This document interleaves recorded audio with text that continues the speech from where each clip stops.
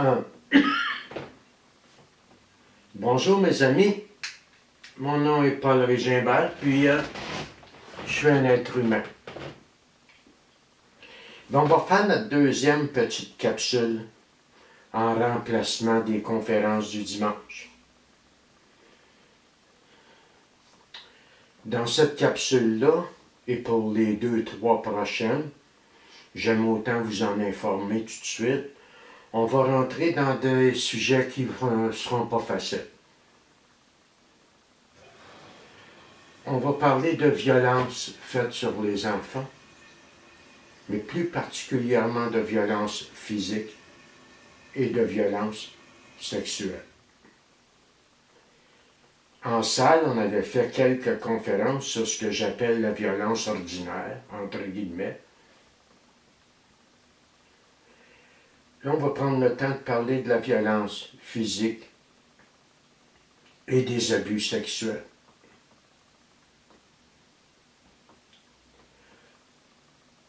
C'est des sujets tabous. Il n'y a pas longtemps encore, il ne fallait pas parler de ça. Le monde se mêlait, entre guillemets, de leur affaire. Puis on abandonnait les enfants dans les sévices qu'ils vivaient. Puis quand je dis il n'y a pas longtemps, ben, je vais être honnête avec toi, dans ben des cas, c'est encore la même chose. Alors que je te parle ici maintenant à Montréal, sois certain qu'au même moment que je suis en train de faire ça avec toi, là, qu'il y a plusieurs enfants en train de vivre de l'abus sexuel ou de la violence physique. Donc, on va prendre le temps d'en parler. On va prendre aussi et surtout le temps de parler des conséquences que ça va avoir sur le développement de l'enfant, ça.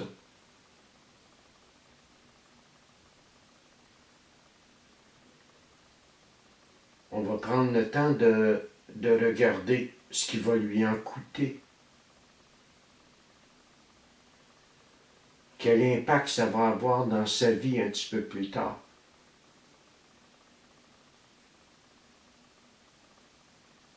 On va prendre le temps de regarder que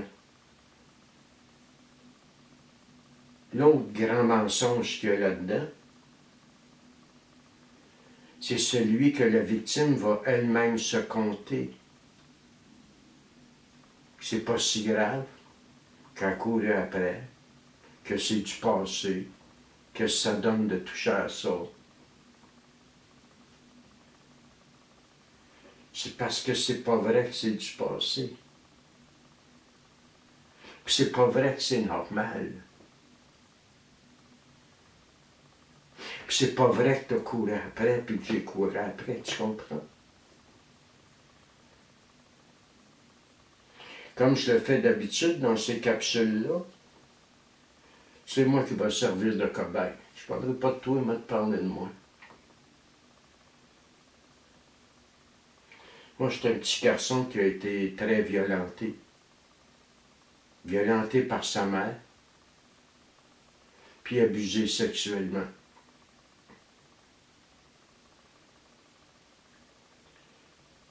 J'étais un petit garçon qui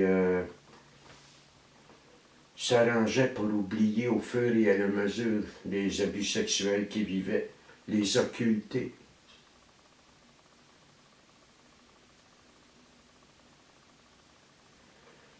Je suis devenu un petit bonhomme rempli de honte vis-à-vis moi-même, épouvantable. J'ai appris à m'haïr. Tu devrais voir comment. Tu créerais juste pas ça.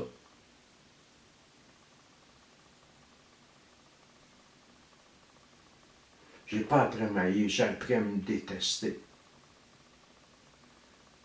J'avais un profond dégoût de moi-même, de mon corps.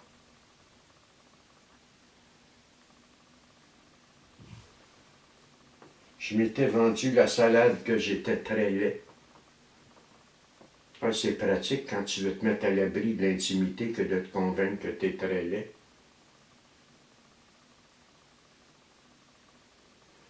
J'étais un petit bonhomme, comme je te disais tantôt, qui a été battu à outrance, mais prétendument par sa faute. Parce que tu sais, c'est souvent comme ça là-dedans. Le violent, ou la violente, elle va toujours t'expliquer qu'elle n'est pas violente, lui n'est pas violent. Non, non, c'est toi qui le pousse à bout, tu comprends? C'est parce que c'est pas vrai. Le violent est le seul responsable de sa violence. En matière d'abus sexuels, il m'a fait croire que j'aimais ça. Il s'arrangeait pour me donner des feelings de façon à ce que mon pénis aime ça. Mais moi, ça me dégoûtait puis je voulais pas. Fait que comment tu penses que tu vis ça, sacrément, quand ta graine te trahit? Tu comprends?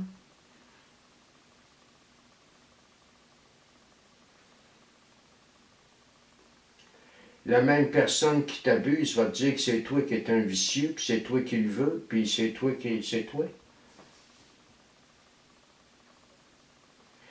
La violence sexuelle ou n'importe quel type de violence, le seul et la seule responsable de ça, c'est la personne qui exerce la violence. Mais ça, quand tu es tout petit, ben ça, tu le sais pas. Moi, je n'étais pas au courant de ça. Tu comprends?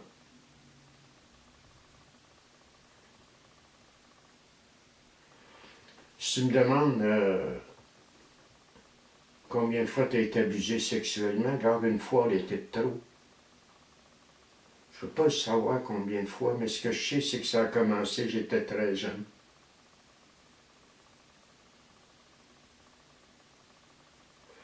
Aujourd'hui, je n'entrerai pas dans les détails de ça. Je vais plutôt te parler de quel genre de petit gars j'étais devenu, par exemple. Je vais plutôt te parler de ça.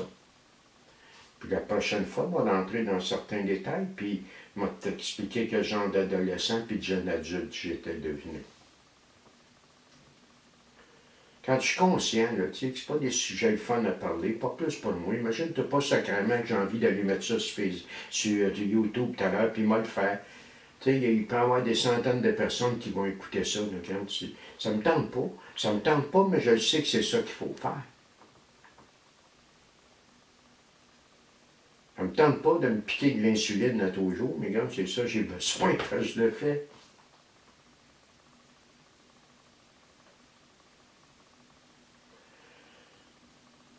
Je te disais tantôt, le dégoût de moi-même. C'est dur à parler parce que j'arrive pas à trouver les mots. Pourtant, je suis un gars qui a du vocabulaire, là. J'arrive pas à trouver les mots pour t'expliquer avec précision le dégoût que je pouvais avoir de moi-même. Un jour, tu sais, j'avais été faire une petite causerie au CLSC, Salut Joly, CLSC Villeray. Puis en entour de la maltraitance aux enfants, mais j'y avais été comme adulte ayant vécu cette maltraitance. Puis à un moment donné, il y a une des travailleuses sociales qui me dit « Ouais, mais c'est pas de votre faute. Comment ça se fait que vous vous sentiez du dégoût de vous-même et que vous vous sentiez coupable? » Je comprends sa question parce qu'elle ne l'a pas vécu. Pour y répondre, j'ai pris un Kleenex, me suis mouché dedans. Je l'ai regardé, puis j'ai dit, imaginez-vous que c'est du sperme qui est dans le Kleenex. Puis je l'ai garoché à terre, en lui disant, Kleenex, c'est moi. Comme ça, je me sentais. Comme un Kleenex dans lequel on se vide.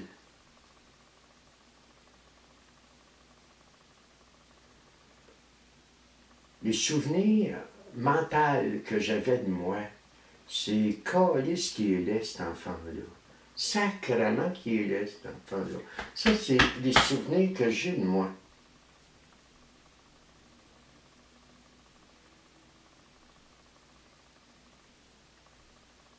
J'étais un petit gars qui a une perception de lui-même où j'aimerais mieux disparaître. Je veux pas que tu me voies. Je veux pas que tu me regardes. Parce que si tu me regardes, c'est pour me violer ou pour me battre. Ou pour rire de moi. Tu peux pas me regarder pour des raisons nobles. Tu peux juste me regarder pour me faire mal.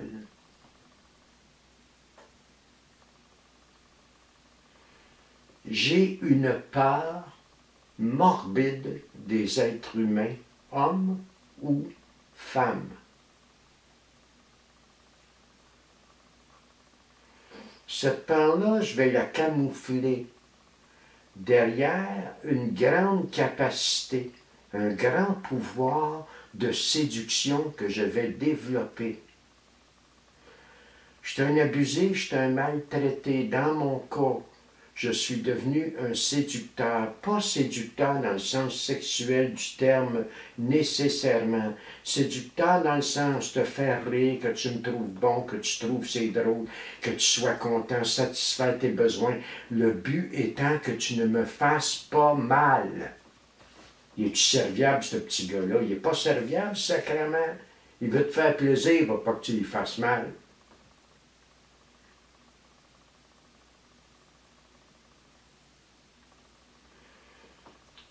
Tu sais, l'enfant, quand il est violenté, parlez de moi.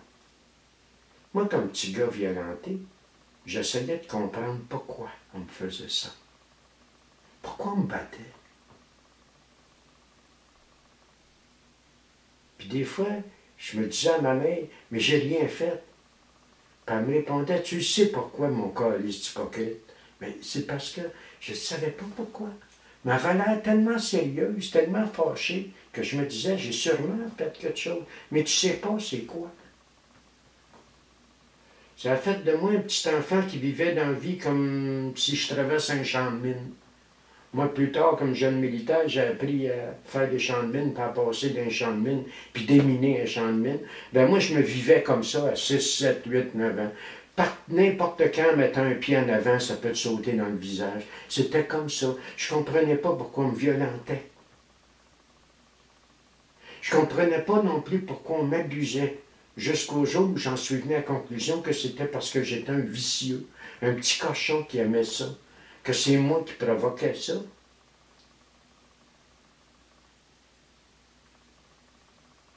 Tu sais, un petit enfant, c'est magnifique, un petit enfant. Ça a une candeur, pas un imaginaire. Moi, je remercie Dieu parce que j'ai eu 68 ans, moi, puis j'ai encore beaucoup d'imaginaire développé. Je trouve ça le fun. Mais quand tu es petit enfant, ben, petit Paul, il va se servir de son imaginaire pour s'expliquer ce qui se passe.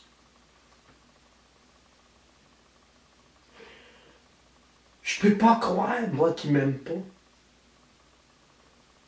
Je peux pas croire, moi, qu'ils veulent pas mon bien. Donc, ça doit être de ma faute.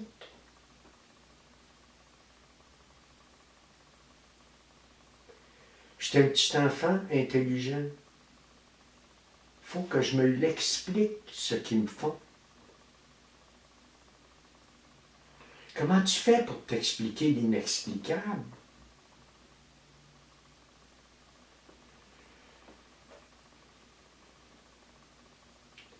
Toute la dimension sexuelle de la violence que j'ai vécue, je l'avais toute occultée. Je l'avais toute amnésiée, effacée de ma mémoire. Mais aller plus loin que ça, je m'arrangeais pour ne plus être dans mon corps pendant qu'on l'agressait. J'étais dans ma tête.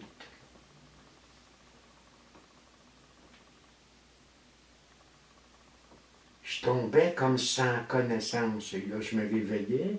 Puis quand je me réveillais, ben, j'étais tout seul dans l'hangar. Puis je me demandais ce qui était arrivé. Puis je m'en allais. Moi, je pensais que c'était comme ça. C'était peut-être plus dans ma mémoire active, mais c'était dans mon inconscient, c'était dans mes émotions, c'était dans mon corps. Et je suis devenu l'héritier de la peur, moi.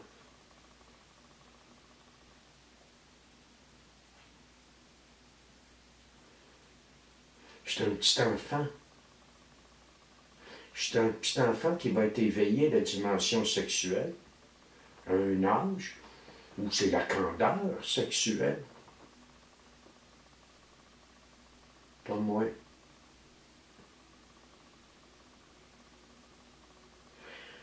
De toute façon, moi, je suis rien, tu comprends? Moi, c'est pas grave. Moi, c'est jamais grave, c'est les autres que c'est grave. Donc, dans les prochaines séances, dans les prochains petits vidéos, on va rentrer dans la violence physique, la violence sexuelle, puis les conséquences.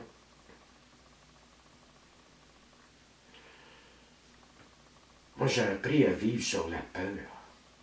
Tu sais, je t'en parlais l'autre jour, les émotions vives, sur le risque. Je me déteste. Et inconsciemment, je suis suicidaire. Je suis un petit gars qui va faire toutes sortes de choses qui mettent sa vie en danger. Puis les petits gars dans mon bout, tous autres, ils vont dire, Calisse qui est plaqué, Paulo. Plaqué, ça voulait dire prêt à faire n'importe quoi. J'étais pas plaqué. Inconsciemment, j'aurais aimé ça puis être là.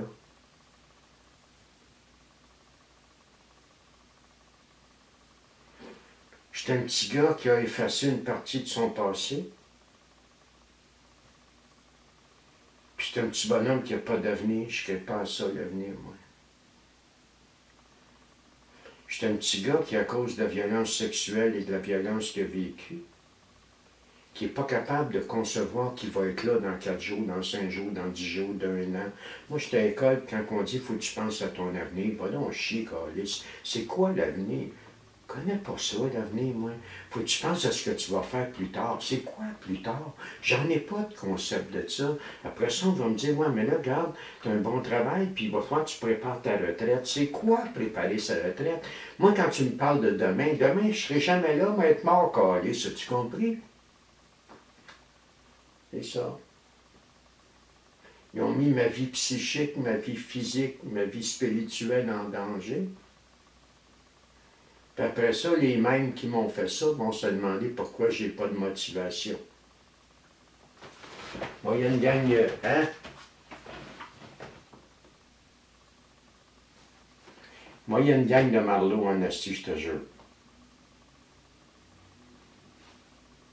Regarde, pour un matin, là, je vais t'arrêter ça là. Notre prochaine petite vidéo, on va commencer à entrer plus sérieusement dans ce que j'appelle la violence sexuelle, les abus sexuels. On va parler de ça.